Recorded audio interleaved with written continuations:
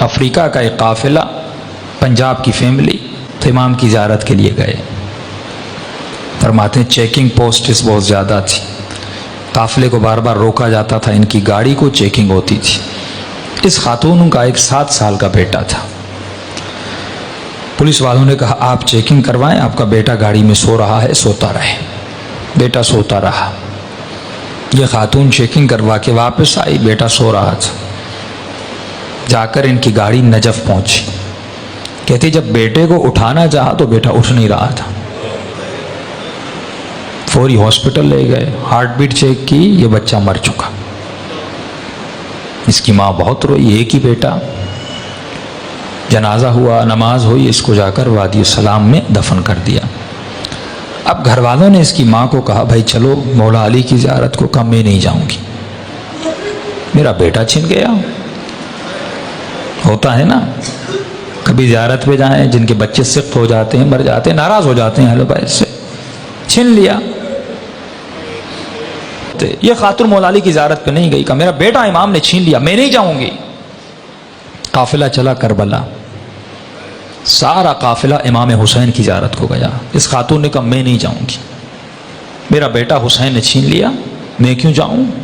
ایک ہی تو بیٹا تھا، میں زیارت کرنے کے لیے آئی تھی، مولا نے کچھ دیا نہیں، اوپر سے میری اولاد مجھ سے چھین لی. نہیں گئی. فرمایا آخری 2 دن بچے. لوگوں نے کہا بھائی عباس کی قبر پہ چلو، جا کر دعا مانگو. کیوں یہاں پہ رو رہی ہو؟ رو رو کے کہتی ہے نہیں، یہ باب الحوائج ہے، اگر میرے آقا ہے تو میرا بیٹا مجھے پلٹا دیں. ایک ہی بیٹا تھا عباس نے، وہ میرا بیٹا چھن گیا. اگر ہیں باب الحوائج مجھے میرا بیٹا واپس کرے. نہیں گئی. آخری دن کچھ ہی گھنٹے بچے. ماں نے کہا بیٹی تھوڑی دیر کے لیے چلو، بے ادبی ہے، بے احترامی ہے، کربلا آئی ہو زیارت کے لیے، ایک بیٹا چھینا دوسرا دے دیں گے، انہی کی امانت تھی، انہوں نے لے لیا واپس. بیٹی کو زبردستی لے گئے. یہ کہتی ہے جیسے میں عباس کی قبر کے کنارے پہ گئی، رو رہی تھی، مولا کی قبر کو دیکھ رہی تھی، اور دل ہی دل میں یا باب الحوائج یا باب الحوائج. کہتی ایک مرتبہ میں نے دیکھا ایک 7 سال کا بچہ اماں اماں کر کے دوڑتا ہوا آ رہا. کہتی میں پریشان ہو گئی، کہیں شدت غم کی وجہ سے کہ یہ کیفیت تو طاری نہیں ہو کہ اپنے بیٹے کو دیکھ رہی ہو. کہ نہیں، آ کے مجھے لپٹا. پھر میرے ساتھ جو خواتین تھی انہوں نے دیکھا، ہاتھوں کو چیک کیا، بالکل بیٹا سالم تھا. سب پریشان. بچہ رو رہا تھا. بچے سے پوچھنے کہ بھائی کہاں تھے، کہاں سے آ رہے ہو؟ کہا میں گاڑی میں سو رہا تھا، جب آنکھ کھلی تو میں نے خود کو لوگوں کی بھیڑ میں پایا. میں رو رو کے اماں اماں کر کے رو رہا تھا. چھوٹا سا بچہ، 7 سال کا معصوم بچہ.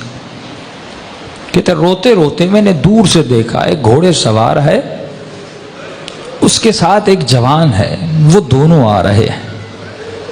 مجھ سے پوچھا بیٹے کس کی تلاش میں ہو؟ کہا میری اماں گم ہو گئی. اس گھوڑے سوار نے مجھے کہا کہ بیٹے تو گھوڑے پہ سوار ہو جا. یہ بچہ کہتا ہے کہ میں نے اپنے بچپنے میں کہا کہ انکل مجھے ہاتھ دیں، میں گھوڑے پہ بیٹھ جاؤں. کہا گھوڑے سوار نے کہا میرے ہاتھ نہیں ہیں، میرے ہاتھ کٹے ہوئے ہیں. اس جوان کو کہا کہ اسے گھوڑے پہ بٹھا. کہتے اماں میں گھوڑے پر بیٹھا، اس گھوڑے سوار کے ساتھ آیا، یہاں تک کہ زری تک آئے.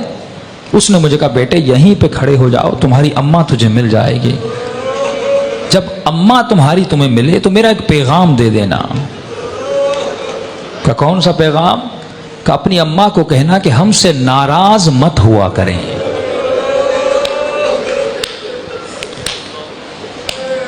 ہم تھوڑی تھوڑی باتوں کے لیے دنیا کی وجہ سے جب اہل بیت کا دل دکھاتے ہیں.